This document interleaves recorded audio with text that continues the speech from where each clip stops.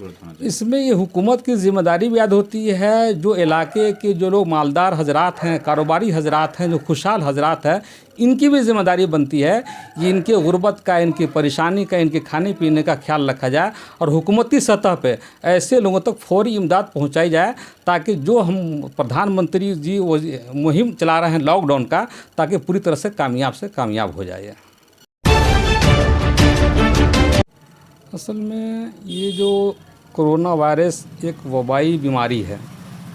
जैसे हमारे यहाँ माजी में ताउन नाम की बीमारी, प्लेग नाम की बीमारी, इन्फ्लुएंज़ा नाम की बीमारियाँ वजूद में आई हैं, ये सब का दायरा कार जो है एक वायरस ही है और ये बीमारी एक मुतअद्दी बीमारी है।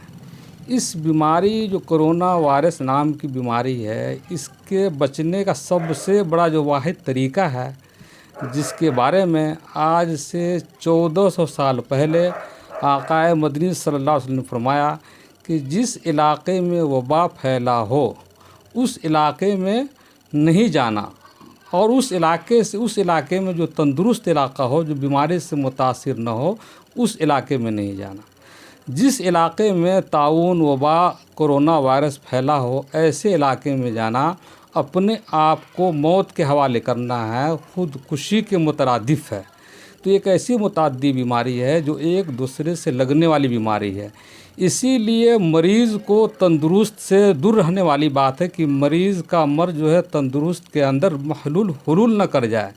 इससे बचने का सबसे बड़ा तरीका यह है कि आदमी इज्तिमात से, भीड़ भाड़ से, किसी प्रोग्राम से अपने आप को बच के रहे। जो आज हमारे मुल्क में हुकूमत की तरफ से जो एडवाइजरी जारी की गई है कि आदमी इज्तिमात से बचे, बड़े भीड़ भाड़ से बचे, इससे तहफ़्फ़ुज़ का तरीका है कि आदमी खुद भी बचेगा, दूसरे को बीमारी से बचने का एक बहुत बड़ा कारगर तरीका साबित होगा, जिस पे अमल करना हर एक आदमी शरई ज़िम्मेदारी भी है और हुकूमत की तरफ से ये मुल्की ज़िम्मेदारी भी आयद होती है। इंशाअल्लाह ताला इससे बीमारी बहुत हद तक तहफ़्फ़ुज़ होगा। कि सबसे बड़ी बात ये कि एक तंदुरुस्त आदमी को भी उस इलाके में, जिस इलाके में वबा फैला हो, नहीं जाना है, और उस इलाके से भी तंदुरुस्त इलाके में नहीं आना कि दूसरे लोग मुतासिर न हो। ये तकदीर इलाही को मानने के मुतरादिफ है कि अल्लाह ने जो मुक़द्दर किया है उस पर हम ईमान लाते हैं। भारत में प्रधानमंत्री नरेंद्र मोदी जी ने बाहर के देशों से भी नागरिकों को यहाँ बुलाए थे, जिनको कोरोना वायरस पॉजिटिव भी था, तो इस पर क्या कहेंगे आप? असल ये था कि हकीकत बात तो ये थी कि जो लोग जहाँ मुतासिर है उनके इलाजो मालजे के सिलसिले में वहाँ उनकी जो दूसरे मुल्क में है, उन हुकूमत की ज़िम्मेदारी बनती है कि जो लोग दूसरे ममालिक से हमारे यहाँ बीमार हैं उनकी पूरी निगहदाश्त की जाए, और हमारे मुल्क की ज़िम्मेदारी थी कि उनको मजबूर किया जाए उनको इलाजो मालजा के लिए, ताकि वहाँ उनका मुकम्मल इंतज़ाम, मुकम्मल इलाज हो। चूँकि ये बीमारी मुंतकिल होती है आने जाने की वजह से। बीमार इलाके से अगर तंदुरुस्त इलाके में आ जाए तो बीमार का मर्ज जो है तंदुरुस्त लोगों में हलूल कर जाता है। प्रधानमंत्री की एक आवाज़ पर पूरा देश जो है लॉकडाउन था 22 तारीख को, लेकिन आज जो है अब लगभग कई दिन हो गए हैं, तो इसमें लोगों को दिक्कत ये भी आ रही है खाने पीने के, राशन वगैरह के भी, तो इसका क्या मामूल क्या होना चाहिए? क्या असल में ये हिंदुस्तान एक बहुत बड़ा मुल्क है।